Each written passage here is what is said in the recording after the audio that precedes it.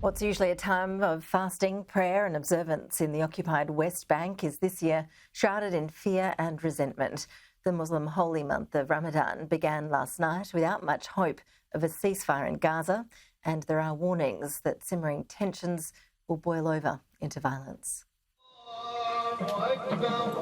Barred from Al-Aqsa Mosque by Israeli security forces, Ramadan began for these Palestinians outside the city walls.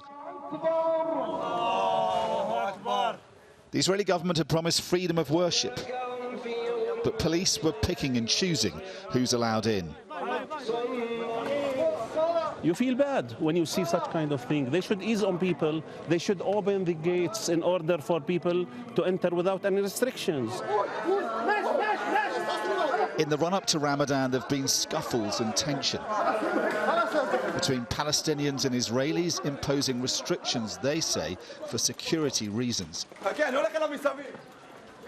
But for all the talk of Ramadan erupting into violence, the mood here in the old city seems more depressed, with Israeli restrictions and no tourists because of the war. Business, they say here, has never been worse. You feel terrible, you know, because I'm nearly 60 years old. I've never in my life had witnessed Jerusalem economical situation get as bad as it is today.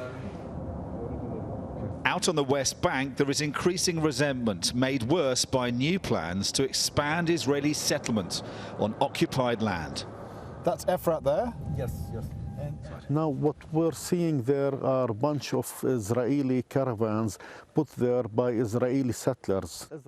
Villagers were reluctant to talk, worried about Israeli reprisals. Fears have been rising since the start of the war and ahead of Ramadan.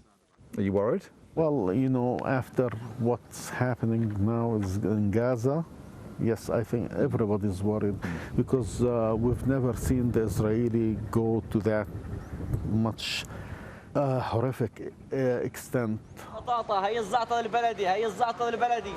Nearby, the markets of Bethlehem were bustling. The shoppers prepare for this year's holy month, but the mood this time is different.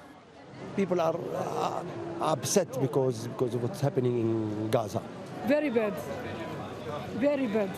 Why? Why? Gaza.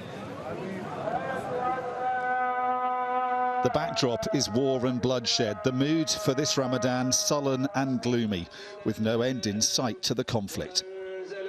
Dominic Waghorn, Sky News, Jerusalem.